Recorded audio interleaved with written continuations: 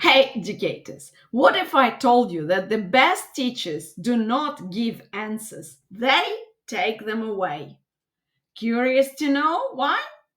This is called scaffolding, and that's one of the most effective teaching strategies according to research and evidence.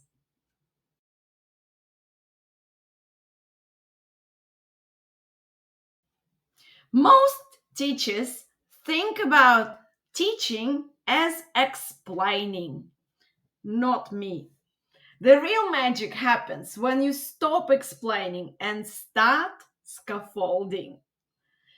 This is the term that was used and created by Jerome Bruner. Jerome Bruner is one of my favorite theorists. It's a social cultural theorist, and you definitely will love learning about his theory and, in particular, this teaching strategy that is very practical. Let's start with definition. What is scaffolding? Scaffolding is temporary, responsive help from a more experienced person.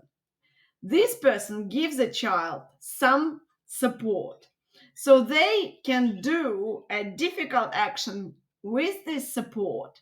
And this action goes beyond their current capability. So think about riding a bicycle, for example, or tying your shoelaces when you are 2 or 3, or even 4. Think about writing or something more complex, such as gardening or changing a tire. All these actions are quite difficult, but we all learn them somehow.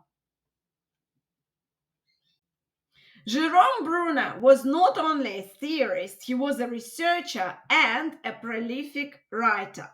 He said that scaffolding is a teaching strategy, or in general, a strategy for learning to support learning that helps any child or novice to complete the task that otherwise they wouldn't be able to do without assistance.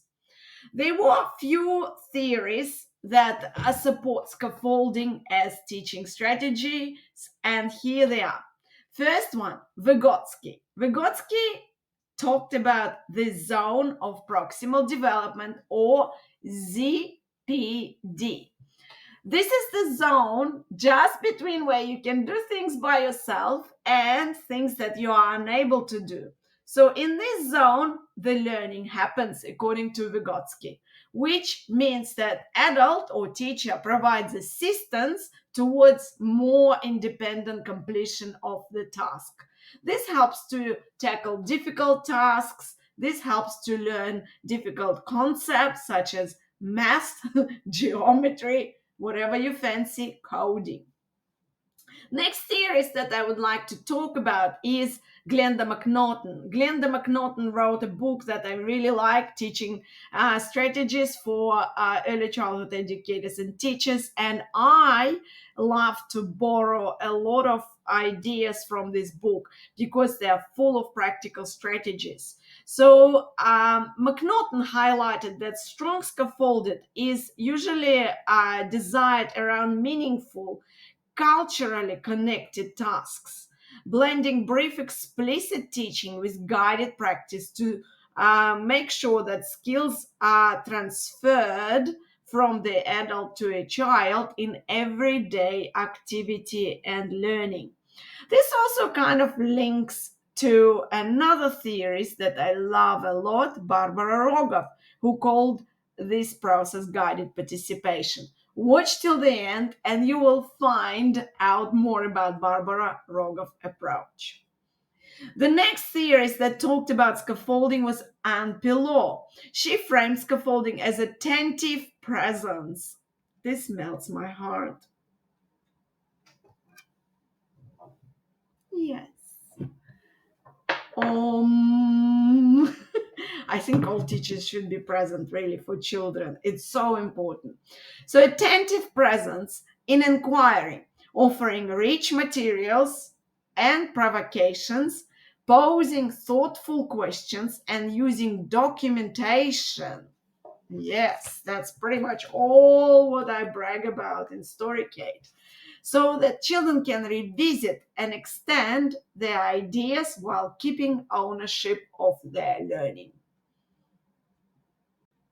Let me give you a quick example of scaffolding. A child is close to writing the first letter of their name. They are interested in scribbling. They love drawing. So you sit down and model the starting point, guide their hand once, say the stroke aloud, then let them try it and celebrate the attempt. If you do it more than once, you can definitely support child in pre-writing skills and eventually teach them writing. Here is how to do scaffolding. Doing scaffolding is something that we all actually do naturally, but there is, of course, a system to it. Number one, we start with a short prompt or a question that nudges the next step. For example, you are going to write something, or you're asking, are you trying to write your name, Jessie? Then you are modeling and writing Jessie. Yeah. And this way you are showing child how to do things. Then you invite Jessie to break this task. Jessie is a big name, into a smaller step, right? So we'll try J for starters. And then you name this step to a child. Then you provide a visual tool to remember when child will be writing J. So you might actually leave some guidance in this writing center, or you just can repeat over and over. You can take pictures of the process and show Jessie step by step how you write letters. So scaffolding could be verbal, visual, and it could be through actions. So my favorite one is hands-on actions scaffolding, also supported with verbal scaffolding. Sometimes you need to create some anchors that are sensory and they will remind child about what you've learned. According to all these theorists, scaffolding is very important part of teaching. And to promote scaffolding around your room, you need to set up environment where children are trying things and attempting things, and they can success. They can see success, even small little bits of it, yes, or small steps. So, in other words, you are creating environment that is supporting learning. If you are still watching this video, here's promised fact about another wonderful theorist and another teaching strategy that is called guided participation. I promised to talk about Barbara Rogoff, and Barbara Rogoff talked about guided participation method or approach. She also wrote the whole book that is called Human Development, which is highly recommended at universities. When I started many years ago, I remember how important this book was, especially the mindset of an apprenticeship. So, guided participation is when children learn by taking part in real activities with more experienced others. Yes, who are these more experienced others? They are uncles, fathers, mothers, parents, grandparents, aunties, etc., and wider community. So these more experienced others, or MKO as Vygotsky would call it, gently shape the task. They talk about the task. They provide verbal scaffolding explanation still, and they role model things to a child and inviting them to join. So children actually learn a lot even through observing cultural practices, according to Barbara Rogoff. The most important thing that they stay close to the adult or more experienced peer. So gradually, they adjust the level of support they provide, And the participation of the child also enhances with time and more experience. So this is one of the major ideas of Barbara Rogoff social cultural theory. If you want to learn more, watch my video about Barbara Rogoff, which I put in the description below. While these concepts are quite similar, guided participation and scaffolding are different teaching strategies. And we love it because the more the merrier, right?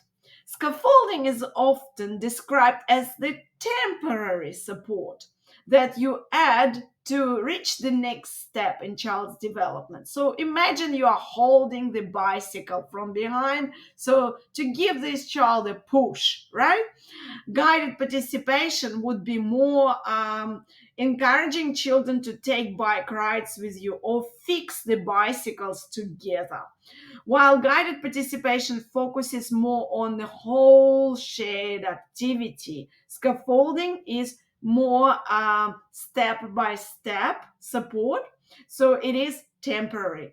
So I'm all for scaffolding as part of guided participation. But of course, guided participation is something that really teaches children life skills. For example, if in early childhood settings you are consistently making meals with children, not just one off, consistently acknowledging the country, consistently cleaning up the yard together, consistently garden, you are encouraging guided participation and you are definitely providing a lot of scaffolding to children. So these two teaching strategies enrich play-based learning immensely. They fit together well as well inside all other teaching strategies that I'm going to talk about in my next videos. So stay tuned. Hey, Storykate, but give me examples of participation. What is this guided participation? I want to know. So here is how you can do it. Invite the child into a real task, like setting the table for mealtime. I used to have a group of preschoolers who absolutely loved this routine. You share the goal, model the first action, and then do it with children side by side. So this means that you are using guided participation and you are using a routinal task for learning. During block play, you can talk about the plan of building something together, whether it is a Westgate Bridge or Eiffel Tower, whatever you are building together. You offer a small prompt. You are not giving children ready to use answers. You are prompting them to try to take the next step, right? And this way, you shift the roles to a child as more independent participants. But they are apprentice at this stage. So we are withdrawing support slowly and gradually.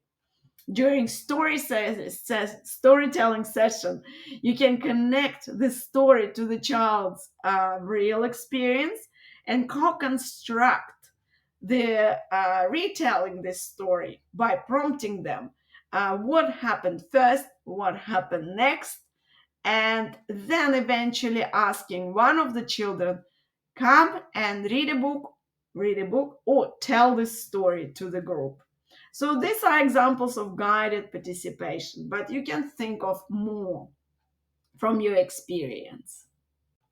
Now, you probably are wondering, how do I apply scaffolding to my teaching? So think about cooking as an everyday activity, an example of guided participation. You also can think of packing up routines as a guided participation activity.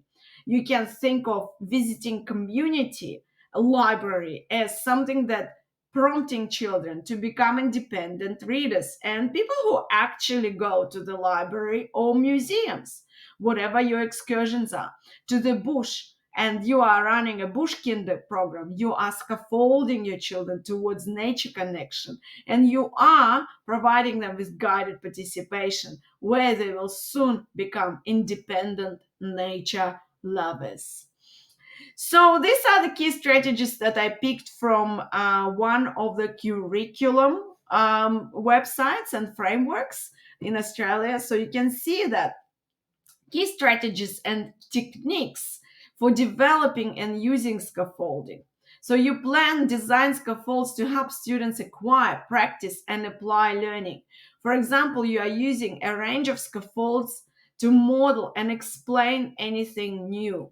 Yeah, you use a range of scaffolds to guide and monitor practice and application of learning. For example, you want to teach children to wash their hands. So first you stand there and watch them washing their hands. You can actually wash their hands with your hands. That's what I do, especially in toddlers room, because what they usually do, they just do it like this, shh, and hands washed. No, we need to use soap, yes, and we need to lather the soap around our, and this is what I do. I provide them with this role modeling, yeah, and also I show them how to do step by step in terms of what to do first, what to do next, and I remind them to turn off the taps as well and use paper towels or a dryer.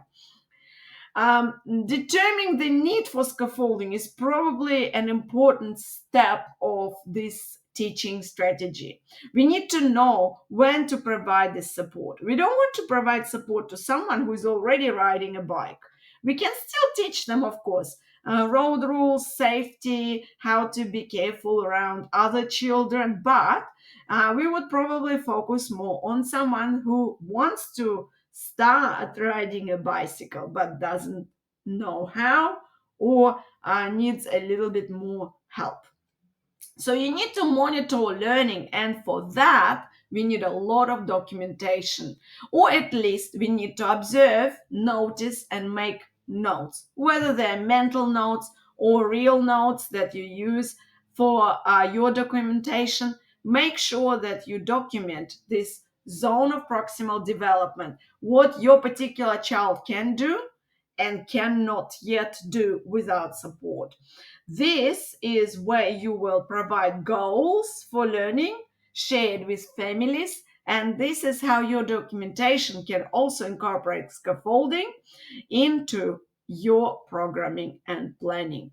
Once you know that child scaffolding provided for this child and they are capable of, let's say, writing J, next step is to teach them to write the whole world. But you remove support when you see that child is already absolutely doing it perfectly well. For example, if you talk about making Play-Doh as cooking experience, you know that this child learned all the steps, and we encourage them to try to do as many steps independently. And when they get stuck, we provide more scaffolding. Did I get you curious about this scaffolding technique? Read my article on Storykate blog here and watch this video about Jerome Bruner and what you need to know about Jerome Bruner. This is where I explain scaffolding in more depth and more related to Jerome Bruner theory. If you are not a subscriber, consider subscribing because it helps me to create even more wonderful videos to serve you.